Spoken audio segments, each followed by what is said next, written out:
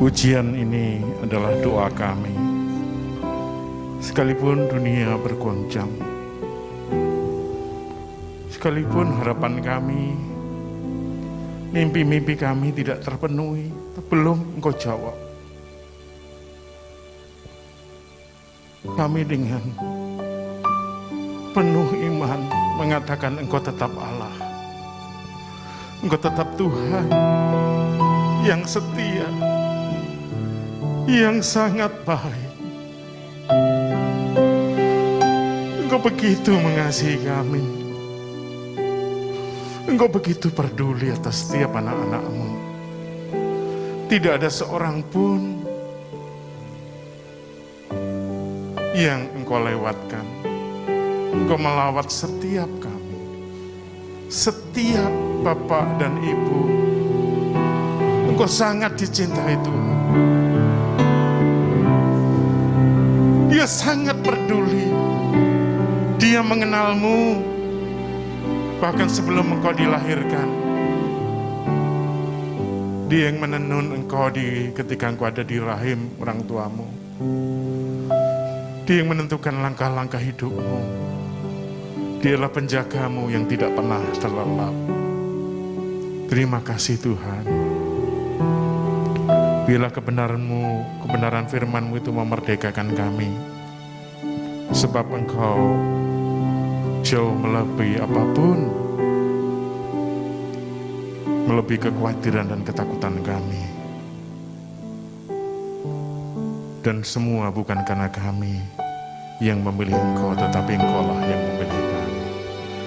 Terpujilah Engkau Tuhan Yesus. Di dalam nama Tuhan Yesus kami siap mendengar firman-Mu bagi jemaat-Mu. Dalam nama Yesus, amin. Bapak Ibu mari silakan duduk, mari kita beri tepuk tangan kemuliaan untuk kebaikan Tuhan.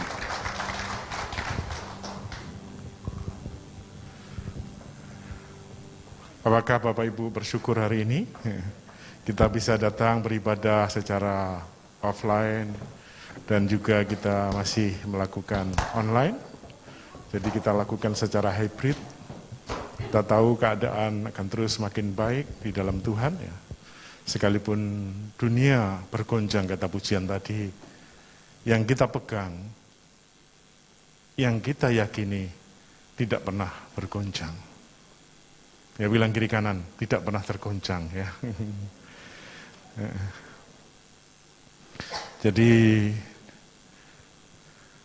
mari kita semua boleh bersukacita ya. Mari kita semua sekali lagi boleh memberikan tepuk tangan untuk kebaikan Tuhan. Bapak Ibu yang kebetulan sedang bergabung di online, saya mengingatkan ini tidak kebetulan. Tetapi Tuhan menuntun Bapak dan Ibu untuk boleh bergabung di dalam ibadah online. Jemaat Awalaf Cikarang, edisi tanggal 21 Maret 2021. Dan itu adalah tidak kebetulan dan Tuhan sedang menyatakan kasih dan perlindungan kepada Bapak Ibu yang dikasihi Tuhan. Nah, kita memasuki minggu ketiga bulan Maret. Kita masih berbicara tentang kesatuan iman, karena tema tahunan kita adalah Efesus 4 ayat 13 ya. Dan kita berharap seluruh area Komsel semua terus bersama-sama kita bergerak. Benar-benar mencari kehendak Tuhan, menguatkan iman kita. Kita bersatu di dalam iman dan percaya kepada Kristus Yesus. Dan itulah yang menjadi kekuatan kita. Nah, Bapak Ibu, untuk edisi hari ini saya akan berbagi tentang iman yang mengalahkan dunia. Bulan lalu saya berbagi walk by faith, not by sight. Berjalan dengan iman, tidak dengan apa yang kelihatan. Hari ini saya melanjutkan, yaitu bagaimana kita bersama-sama menyadari iman yang kita punya itu mengalahkan dunia. Iman yang kita punya ini adalah kekuatan yang maha dahsyat, kekuatan yang benar-benar hidup dan nyata, yang membuat hidup kita ini bisa dijalani dengan sebuah keyakinan yang sangat dalam, dan kita akan memenangkan pertarungan di dalam kehidupan ini. Baik pertarungan itu sifatnya sebuah tekad, ataupun perlombaan yang diwajibkan seperti dalam Ibrani 12. Kita wajib berlomba dengan banyak saksi di sekitar kita. Kita wajib menunjukkan iman kita kepada Kristus yang tidak tergoncangkan, karena Tuhan Yesus yang tidak tergoncangkan. Nah, Bapak Ibu, keadaan dunia saat ini sebagai pengantar bahwa isi dunia ini benar-benar makin lama tidak makin baik. Kemarin saya mendapat informasi di Jepang. Jepang adalah satu-satunya negara G7 yang menolak perkawinan sejenis. Nah, bulan lalu ada gugatan dan akhirnya gugatan itu dimenangkan oleh pasangan sejenis. Akhirnya konstitusi Jepang mengizinkan dan bahkan memberikan ganti rugi. Artinya pernikahan yang Alkitab percaya adalah laki-laki dan perempuan di negara besar yaitu G7 sang tersisa itu sudah tembus. Artinya kaum LGBT sudah sukses di dalam kampanye program-programnya di negara besar. Kita bersyukur di Indonesia, pemerintah dengan tegas kita hanya perkawinan yang berbeda jenis. Dan itu adalah ucapan syukur, sekalipun berbagai gereja punya pandangan yang berbeda-beda. Di dalam kitab 1 Yohanes 2 ayat 15 dan 17, saya akan membacakan bagi Bapak Ibu yang dikasihi Tuhan. Janganlah kamu mengasihi dunia dan apa yang ada di dalamnya. Jikalau orang mengasihi dunia, maka kasih akan Bapa tidak ada di dalam orang itu. Sebab semua yang ada di dalam dunia yaitu keinginan daging, keinginan mata, serta keangkuhan hidup bukan berasal dari Bapa, melainkan dari dunia. Dan dunia ini sedang lenyap dengan keinginannya, tetapi orang yang melakukan kehendak Allah tetap hidup selama-lamanya. Nah, Bapak Ibu, di dalam pengantar ini, situasi dunia saat ini, isi dunia itu sama, dimanapun dan kapanpun, yaitu apa? Keinginan mata, keinginan daging, keinginan mata dan keangkuhan hidup. Apa saja? Kenapa kita konflik? Karena keinginan mata, keinginan daging, keangkuhan hidup. Kita tidak mau rendah diri, konflik. Kita tidak mau mengalah, kita tidak menerima. Semua berasal dari 3 hal ini. Keinginan mata, keinginan daging, dan keangkuhan hidup. Makanya orang yang bisa menyelesaikan ini, dia sadar bahwa semua karena kasih karunia Tuhan, semua karena pertolongan Tuhan, dia mengucap syukur. Dia tidak menghakimi orang lain. Dia tidak mengejar keinginan mata yang tidak ada habisnya. Dia berkata hanya secukupnya. Asal ada makanan dan minuman dan tempat tinggal, dia bersyukur. Dia tidak mengejar keinginan daging. Puas hawa nafsu. Orang bilang, di dalam dunia ini bilang gini, hawa hidup sekali, kejarlah. Selagi engkau bisa, nikmatilah. Tapi firman Tuhan berkata, ini semua akan sia-sia. Bahkan dikatakan apa? Jikalau orang mengasihi dunia, maka kasih akan Bapa tidak ada di dalam orang itu. Ini ditulis dengan begitu simpel, tapi artinya luar biasa. Bukan kasih Bapa berkurang, tapi tidak ada. Saya membaca ini berulang-ulang, saya bersyukur. Tuhan, apakah begini tegasnya firman-Mu? Kasih akan Bapa tidak ada dalam orang yang mengasihi dunia. Kita masih hidup di dunia. Kita membutuhkan uang, kita membutuhkan semuanya. Artinya apa Bapak Ibu? Tuhan tahu kita butuh. Dan Tuhan pasti mencukupkan. Bilang kiri kanan, pasti mencukupkan. Pasti, itu jaminan Matius 6 ayat 33. Tetapi bukan keinginan yang dijamin ya. Tetapi kebutuhan. Karena itu dalam masa pandemi ini jarang sekali orang mati kelaparan, jarang. Tetapi lebih banyak mati karena ketakutan, stres ya kan. Kelaparan Tuhan pelihara, setiap anak Tuhan dicukupkan. Yang ketiga poinnya adalah pertarungan ini tidak ada habis-habisnya Bapak Ibu. Setiap hari kita melihat apa yang terjadi di negara kita. Pak Presiden yang begitu baik, masih ada aja yang menghujat ya. Partai Demokrat semuanya masih terus seperti ini. Dan itu secara global, di dunia juga ada. Bahkan di dalam kehidupan individu kita. Ada pertarungan yang tidak pernah selesai, yang mesti kita menangkan, menundukkan diri kita kepada kehendak Allah. Karena semuanya Bapak Ibu akan tiba. Masalah kematian yang menjemput itu wajib. Tidak ada seorang pun yang lepas. Entah hari ini, entah tahun depan, entah kapanpun. Semuanya akan kita tinggalkan. Yang kaya mati. Yang berlimpah mati. Yang pas-pasan juga mati. Dan tidak ada yang dibawa.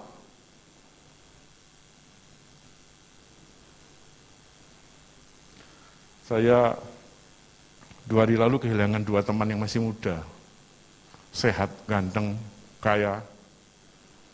Anggota Dewan Pengupahan Kabupaten Bekasi, dua-duanya meninggal pada hari yang sama. Saya datang, saya terkejut, cepat sekali.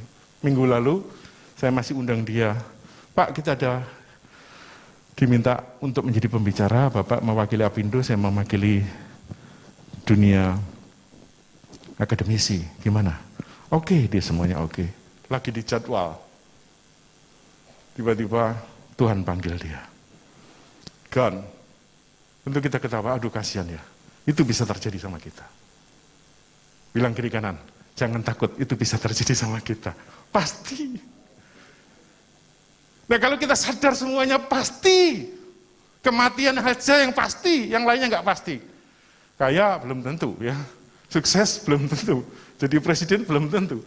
Tapi yang kalau mati pasti, bilang kiri kanan pasti. Kalau sudah pasti kok nggak disiapkan. Nah, saya hari ini kita belajar bersama-sama siapkan hidup kita. Yang pasti ini, yang lain belum pasti kita mengucap syukur, kita jalani dengan hati yang gembira. Gagal, bangkit lagi, kita nikmati perjalanan hidup bersama Tuhan. Tidak usah dipimpin oleh keinginan mata, keinginan daging, ambisi, egois, disalah mengerti orang. Kita belajar bersyukur, belajar mengerti, merasakan kesulitan yang Tuhan hadapi. Nah itulah kekuatan kita. Nah, berikutnya, bagaimana kita mengalahkan iman, mengalahkan situasi dunia seperti ini? Di dalam 1 Yohanes 3 ayat 14. 3 ayat 4. Sebab semua yang lahir dari Allah mengalahkan dunia. Dan inilah kemenangan yang mengalahkan dunia, iman kita. Jadi kita menghadapi dunia itu bukan dengan keahlian, bukan dengan kesombongan pengalaman kita yang sudah lama, atau bahkan jaringan kita, teman kita banyak di mana-mana, atau bahkan kekayaan kita, karena kita punya cadangan deposito, kita punya cadangan emas, kita punya kekayaan turun-temurun yang sampai 7 keturunan nggak habis, tapi kita kebetulan keturunan yang ke-8. Jadi pas kita jadi habis ya gitu. Tetapi itu bukan mengandalkan kita, tapi Tuhan berkata dengan jelas, dengan iman yang lahir dari Allah. Jadi hari-hari ini Bapak Ibu, iman gak lahir dari kita nonton telenovela, bukan. Iman lahir dari pendengaran akan firman Kristus. Jadi kita dekatkan terus diri kita dengar Kristus setiap hari. Setiap hari, pagi, siang, kita jangan lepaskan. Makanya kita ada ibadah Koram Deo ya. Senin sampai Sabtu di MTHS, jam 5 sampai jam 6 sampai jam 7, jam 5 sampai jam 6, khusus hari Sabtu jam 6 sampai jam 7. Saya mengajak kawan-kawan di SPK doa tubuh Kristus jam 4 sampai jam 5. Setiap hari, setiap Sabtu. Ada yang minta, Pak, tiap hari dong jam 4, jam 5. Tiap hari boleh, doa sendiri-sendiri aja. Yang bersama-sama, Sabtu jam 4. Di gereja ada doa bersama-sama jam 7 malam. Datang bergabung, bersama-sama kita dengar Tuhan bicara apa. Kenapa? Iman timbul dari pendengaran akan firman. Bukan karena ketakutan, bukan karena yang lain Bapak Ibu. Karena itu mari kita sungguh-sungguh mendekatkan diri, mencari apa yang Tuhan inginkan. Karena iman lahir dari Allah. Saya ulangi, iman lahir dari Allah, pendengaran akan Kristus. Kalau kita baca di dalam Roma 1 ayat 17, seluruh pengajaran kekristenan itu bertolak dari iman, memimpin kepada iman, dan orang benar hidup oleh iman. Sebab di dalamnya nyata kebenaran Allah yang bertolak dari iman dan memimpin kepada iman, seperti ada tertulis orang benar akan hidup oleh iman. Ini Bapak Ibu, ini penting sekali. Seluruh pengajaran kekristenan itu berbicara iman. Dan iman itu datangnya dari Allah, dari kebenaran akan firman Kristus. Nah kalau kita tidak iman, tidak pakai iman, kita akan terjebak dengan logika, dengan kepandaian kita. Siapa yang tahu dunia diciptakan? Pada hari pertama, kedua, nggak ada yang tahu. Pengetahuan juga nggak bisa jawab. Kita percayanya dengan apa? Dengan iman. Siapa yang tahu? Yesus disalib. Sejarah mencatat semua. Tapi kita tidak melihat. Yang kita terima dengan iman. Bagaimana dosa kita diampuni? Kita percaya dengan iman. Karena itu ayat ini berkata, Roma 1 ayat 17, bertolak. Tolakan itu artinya referensi. Saya bertolak dari pola pikir seperti ini. Bahwa semuanya dari iman. Kemudian apa? Memimpin kepada iman. Karena kita punya iman, kita dipimpin. Terus hari-hari kita oleh iman. Dan akhirnya apa? Orang benar akan hidup oleh iman. Jadi Bapak Ibu, kita nggak ujuk-ujuk, tiba-tiba kita menjadi orang benar. Tapi kita percaya dulu dengan iman. Kemudian kita dipimpin. Dan kita dibenarkan. Dan itu yang membuat kita berbeda. Karena itu di dalam kitab Ibrani, menjadi referensi pembacaan tentang iman. Ayat 6 dikatakan apa? Tanpa iman tidak mungkin berkenan kepada Allah. Semua kita terima dengan iman. Saya suka bilang gini. Kalau terima gaji tiap bulan, iman enggak? Enggak usah. Kan udah bekerja kita. Pasti ditransfer. Kecuali hari-hari ini perusahaannya bangkrut ya.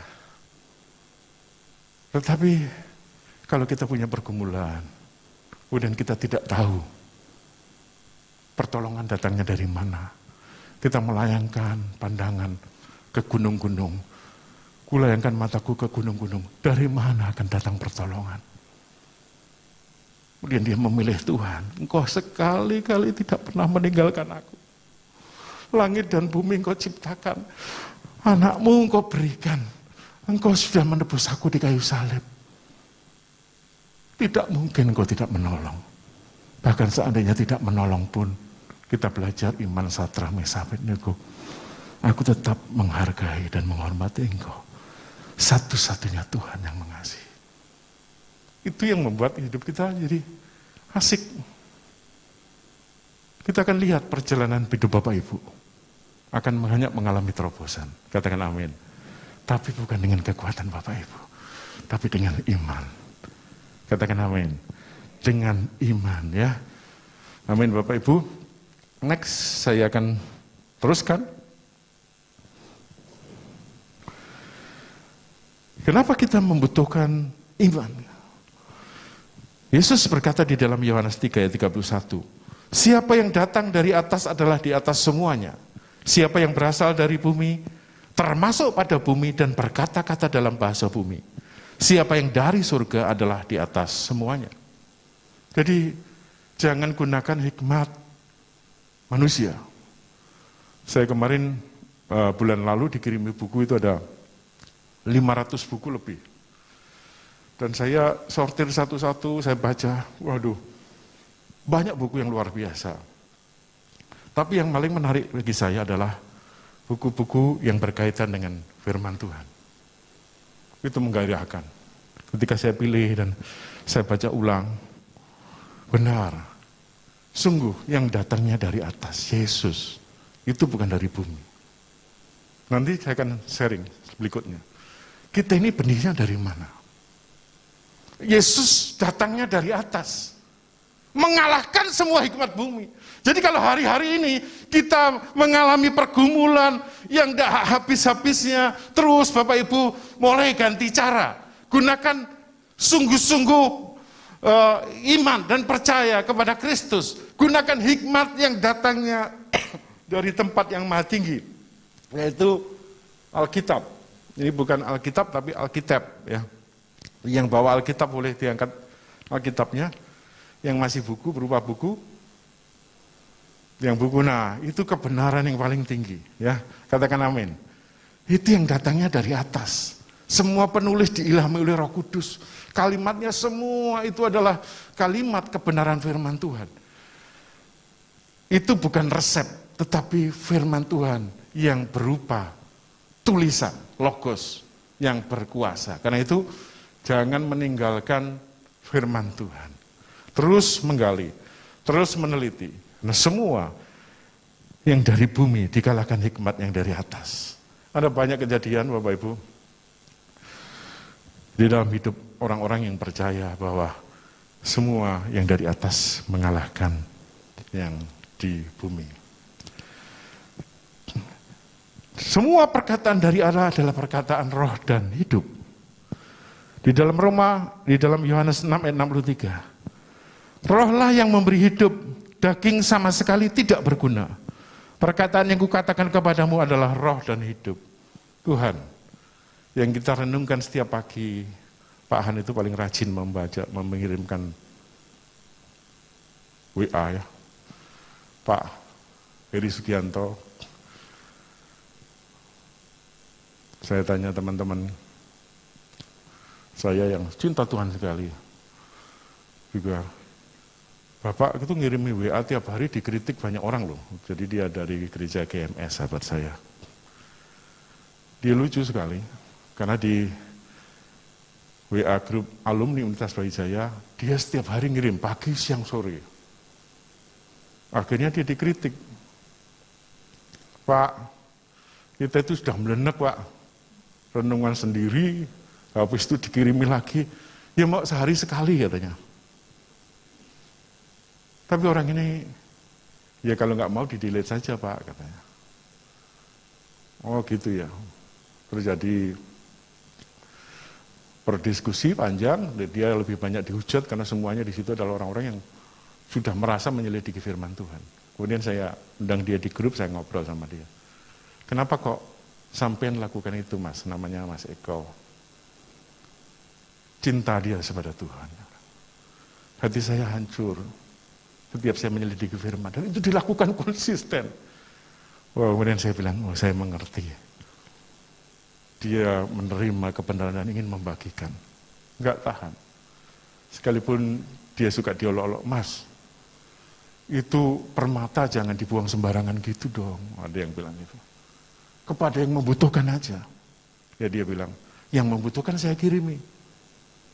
Yang tidak membutuhkan juga saya kirimi katanya. Siapa tahu Tuhan bekerja atas satu aja ayat yang saya kirim. Oh, ya sudah, itu pilihan dia. Tidak sehari sekali, kalau Pak Han sama Pak Heri kan sehari sekali, jangan ditambah jadi 3 kali juga loh Pak ya. Enggak bermaksud seperti itu, tetapi konsisten. Menikmati, semua bilang, aduh Bapak ini lucu, gini membosankan, bahkan dia orang-orang yang Kristen sendiri juga bilang, aduh Pak, yang penting praktek semua pengkritikan, tapi dia memegang perkataan roh dan hidup. Saya tidak bisa menyimpan, saya harus bagi. Yang kedua Bapak Ibu, bagaimana kita memiliki iman yang mengalahkan dunia? Kita mesti dilahirkan kembali. Di dalam 1 Petrus 1 ayat 3 dikatakan apa? Terpujilah Allah dan Bapa Tuhan kita Yesus Kristus yang karena rahmat-Nya yang besar telah melahirkan kita kembali oleh kebangkitan Yesus Kristus dari antara orang mati kepada satu hidup yang penuh pengharapan. Percakapan Nikodemus, seorang ahli kitab dengan Tuhan Yesus. Ketika Yesus mengatakan engkau harus dilahirkan kembali. Nikodemus yang begitu pandai, begitu luar biasa, tidak mengerti dan dia bertanya di dalam Yohanes 3 ayat ke-9. Nikodemus menjawab, bagaimana mungkin hal itu terjadi? Dia tidak ngerti. Bapak Ibu saya ingatkan, dunia nggak ngerti pola pikir kita. Bagaimana kita bisa ditebus di kayu salib? Bagaimana karena kematian Yesus seluruh dosa kita diampuni? Dunia tidak mengerti. Kecuali Roh Kudus menggerakkan dia. Karena itu doa. Karena itu doa. Karena itu minta Roh Kudus menolong kita. Sehingga yang kita sampaikan itu lembut orang bisa menerima. Kita tidak tahu orang itu menerima atau tidak, percaya atau tidak, sampai ketika dia mendengar firman. Tugas kita berdoa, membawa orang-orang yang kita kenal atau belum yang akan kita bawain, beritakan firman di dalam doa. Kemudian minta Tuhan ampuni dia. Kemudian kita bertemu, kita sampaikan. Dia menolak, tidak usah takut. Itu pilihan dia. Tapi dia menerima, kita follow up. Ya, di sini ada Pak Parni dari CPN ya. Ada Pak, boleh berdiri Pak. Kita beri tepuk tangan ya. Kenapa kita beri tepuk tangan? Karena Pak Parni itu dari tim Jala. Setiap ada jiwa baru yang di area kita itu dikirim ya kepada kita untuk di follow up. Jadi CPN punya program dan Pak Parni kebetulan ada di jemaat kita. Dan kita berterima kasih setiap jiwa-jiwa yang dikirim kepada tim SPK untuk di follow up. Kita bersyukur. Nah, karena itu tugas kita. Menyampaikan kabar baik kepada semua orang. Tetapi yang paling penting adalah kita dilahirkan kembali oleh Roh. Dilahirkan di dalam baptisan air dan Roh. Dan yang terakhir Bapak Ibu, bagaimana kita bisa mengalahkan dunia? Mari kita sadar bahwa kita ciptaan baru. Di dalam 2 Korintus 5 ayat yang ke-17. Jadi siapa yang ada di dalam Kristus, ia adalah ciptaan baru. Yang lama sudah berlalu, sesungguhnya yang baru sudah datang. Ciptaan baru bukan modifikasi. Jadi betul-betul ciptaan baru. Jadi kalau benih itu ditanam, enggak muncul benih yang besar. Oh, benih kedelai ditanam, jadi kedelainya besar biji, enggak. Tetapi baru sama sekali, yaitu apa? Tanaman. Kenapa? Manusia lama kita sudah disalibkan bersama Kristus.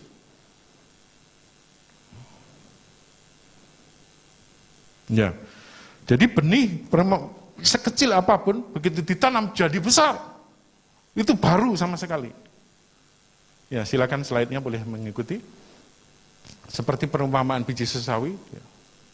Besar, baru. Nah, ciptaan baru bukan manusia lama. 1 Petrus 1 ayat 3 tadi katakan apa?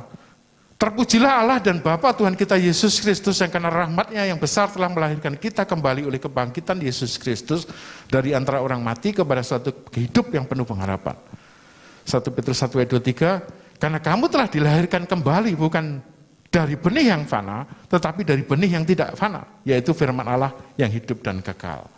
Nah, Bapak Ibu, ini inti iman kekristenan, kita disalib tubuh lama kita. Kemudian kita tubuh kebangkitan, Yesus bangkit. Waktu tubuh kebangkitan, Yesus masih suka makan ya. Kalau tubuh kemuliaan lain lagi, di dalam kekristenan ada tubuh lama, manusia baru, dan tubuh kemuliaan. Yang lama sudah disalibkan. I have been crucified with Christ, and I no longer live, but Christ live in me. Galatia 2 ayat 19-20 saya bacakan bagi Bapak Ibu. Sebab aku telah mati oleh hukum Taurat untuk hukum Taurat, supaya aku hidup untuk Allah. Aku telah disalibkan dengan Kristus. Namun aku hidup, tetapi bukan lagi aku sendiri yang hidup, melainkan Kristus yang hidup di dalam aku. Dan hidupku yang kuhidupi sekarang di dalam daging adalah hidup oleh iman dalam Anak Allah yang telah mengasihi aku dan menyerahkan dirinya untuk aku. Bapak Ibu, hidup kita manusia lama sudah disalibkan. Manusia baru dikatakan apa? Aku hidup, tetapi bukan aku lagi sendiri yang hidup. Bukan sendiri. Kalau Bapak Ibu percaya kepada Yesus dan sudah percaya ke penyaliban, Bapak Ibu enggak sendiri lagi. Ada Kristus di dalam Bapak Ibu. Coba pegang dadanya, ada Kristus di sini. Ada. Jadi dimanapun Bapak Ibu di tempat gelap, ketika menghadapi pergumulan yang sulit, Ibu enggak sendiri lagi, Bapak enggak sendiri lagi, sahabat-sahabat enggak sendiri lagi, ada Kristus. Engkau bisa berkata, Tuhan ini terlalu berat. Ingat Yesus, yang berat memikul dosa seumat manusia, seluruh umat manusia. Dia mengalami ketakutan sampai keringatnya meneteskan darah. Dia berdoa dan minta muridnya bangun berdoa. Tapi begitu dia berdoa, bukan kehendakku yang jadi, tapi kehendakmu. Dia selesai. Artinya apa? Diserahkan kepada kehendak Bapa. Muridnya bilang, bangun. Selesai, sudah nggak usah doa lagi. Mari kita lanjutkan hidup, dan dia ditangkap. Dia sudah siap. Bapak Ibu tidak sendiri. Tuhan gembala Bapak Ibu. Dimanapun Bapak Ibu hari ini. Sesulit apapun yang Bapak Ibu hadapi. Iman yang mengalahkan dunia. Jadi saya ulangi, ada 3 poin. Yang pertama, Bapak Ibu, iman yang lahir dari Allah, dari atas. Kemudian kita dilahirkan kembali di dalam roh. Yang ketiga, kita adalah ciptaan baru yang lama sudah berlalu. Bukan lagi manusia lama, tetapi manusia baru. Ada sebuah kisah Bapak Ibu tentang biji ini. Seorang pemilik perusahaan besar memanggil beberapa GM senior manager untuk melanjutkan kepemimpinan di perusahaan itu. Kemudian dia panggil calon-calonnya, kemudian dia kasih benih. Merawat perusahaan itu sama dengan merawat tanaman katanya. Kalau engkau bisa membuat tanaman benih yang saya kasih ini subur, bertumbuh besar, maka yang paling bagus tanamannya, itu artinya yang paling peduli. Dia yang bisa menggantikan saya. Jadi ini terbuka, semua transparan, dibagilah benih itu. Alkisah, ada seorang calon yang takut akan Tuhan. Dia tanam di tanah yang subur, disirami air, tapi benihnya nggak tumbuh-tumbuh. Ketika waktu disepakati tiba 3 bulan, yang lain katanya besar-besar, dia nggak tumbuh-tumbuh. Dia bilang sama istrinya, "Ma, kayaknya kita gagal nih, Ma. Katanya teman-teman sudah hebat tumbuh. Kita ganti tanaman aja ya." Istrinya bilang, "Janganlah. Kita semua karena kebaikan Tuhan dalam hidup ini. Kalaupun kita tidak diangkat, ya tidak ada masalah. Kita bawalah ini. Bapak bawa aja Pak, kita doakan." Mereka mengucap syukur, kemudian tanaman yang tidak jadi apa-apa itu dibawa. Ketika hari penentuan tiba, pemilik perusahaan melihat, loh, cuma dia yang nggak jadi tanaman, yang lainnya tumbuh, subur. Oke, setelah diserahkan, dibuatlah keputusan. Dia bilang, seluruh pimpinan manajemen, ini saatnya saya memutuskan bahwa sesungguhnya tanaman ini hasil perawatan saya menghargai sekali, tetapi yang menggantikan saya disebutin adalah nama yang tanamannya tidak tumbuh tadi. Loh, kenapa gitu Pak? Semua protes. Tahukah kamu bahwa benih yang saya kasih itu sudah mati? Sudah saya rebus dulu, saya goreng, bahkan tidak mungkin hidup. Kalau tanaman ini menjadi tumbuh, itu berarti Anda tidak jujur. Dan orang tidak jujur tidak boleh memimpin perusahaan ini. Oh, dia menangis. Bapak Ibu, benih yang Tuhan beri adalah benih yang hidup, bukan benih yang mati. Setiap Bapak Ibu mendapat benih. Benih dikatakan apa? Benih ilahi. Bahkan dikatakan kalau kita meneliti lebih lagi ini luar biasa. Benih yang tidak berbuat dosa karena benih dari surga. Manusia lama, benih lama yang seringkali berdosa suka membuat kita jatuh. Tapi benih yang baru yang datang dari surga itu penuh kemuliaan dan semuanya baik dan bukan benih yang mati. Seperti perumpamaan tadi. Karena itu tinggal bagaimana Bapak Ibu hari-hari ini sungguh-sungguh menggunakan kesadaran yang penuh. Aku adalah ciptaan baru di dalam Kristus. Suatu saat seorang pemimpin jemaat yang kita kenal besar, pendiri gereja, Bapak Ibu kenal, saya kenal, cerita habis melakukan pengajaran tentang pria di pesawat, terlintas pikirannya gini, oh seandainya istriku meninggal, saya bisa menikah lagi dengan wanita yang lebih cantik. Habis khotbah tentang pria sejati, 1, 2, 3. Ya. Dia tiba-tiba dia sadar, aduh kok saya punya pikiran ini, dia nangis, dia menyesal. Ini di khotbahnya dia, saya hadir. Kemudian dia bilang, Tuhan ingatkan, kamu itu manusia baru. Itu manusia lama yang coba mengambil alih hidupmu. Singkirkan. Dia mulai berkata, hei, pikiran manusia lama, nyah, aku adalah ciptaan baru dalam Kristus Yesus. Damai sejahtera turun lagi. Bapak Ibu, engkau ciptaan baru. Engkau diberi kekuatan untuk mengalahkan dosa. Manusia lama jangan diizinkan untuk mengambil alih hidup Bapak Ibu. Manusia lama kita, mari kita semua datang kepada Tuhan.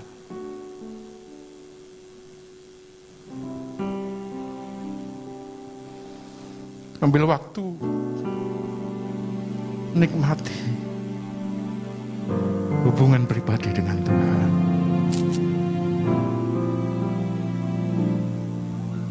Iman yang mengalahkan dunia. Karena iman itu timbul akan pendengaran firman Tuhan, datangnya dari atas. Dan muncul karena engkau sudah dilahirkan kembali. Engkau bukan manusia lama, tapi ciptaan baru dalam Kristus Yesus. Manusia lama engkau sudah mati disalibkan. Kau tidak boleh mengambil alih hidupku. Aku perintahkan kau minggir. Dan biarlah manusia baru, ciptaan baru, yang sama sekali berbeda dengan manusia lama. Bahkan 180 derajat. Kau berbeda. Itu boleh menguasai hidupmu. Rasakan kebaikan Tuhan. Rasakan kasih dan anugerahnya yang begitu peduli atas engkau. Engkau tidak pernah ditinggalkan. Engkau yang letih dan capek atas hidupmu, dengar baik-baik. Engkau ciptaan baru dalam Tuhan Yesus Kristus. Yang lama sudah berlalu, yang baru telah datang. Terima itu di dalam kebenaran firman dan nyatakan dalam hidupmu. Engkau akan dipimpin langkah demi langkah. Engkau akan mengalami kemenangan. Engkau akan mengalahkan dunia. Bapak Ibu, maukah engkau Bapak Ibu menyadari bahwa engkau adalah ciptaan baru? Manusia lama sudah disalibkan Yesus kayu salib. Dan engkau mengizinkan manusia baru itu memimpin hidupmu. Jika Bapak Ibu setuju bersama dengan saya, taruh tanganmu di dada. Bangkit dari tempat duduk Bapak Ibu. Kita pujikan, ku telah mati. Ku telah mati dan tinggalkan cara hidupku yang lama. Semuanya sia-sia dan tak berarti lagi. Hidup ini ku letakkan pada mezbah-Mu ya Tuhan. Jadilah padaku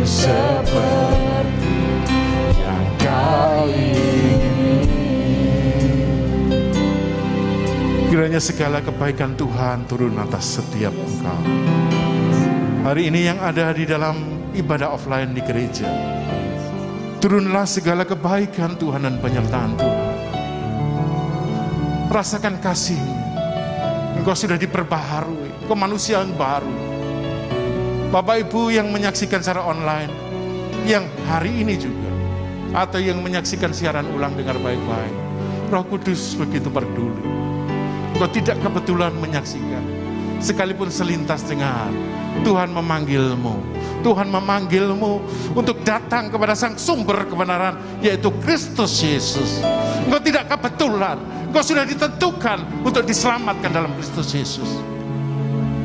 Bila lewat sarana media online ini, ada banyak jiwa yang boleh bertemu dengan Sang Sumber kebenaran, yaitu Kristus Yesus, yang sudah menebus setiap kita. Di dalam nama Tuhan Yesus Kristus. Haleluya Tuhan. Amin.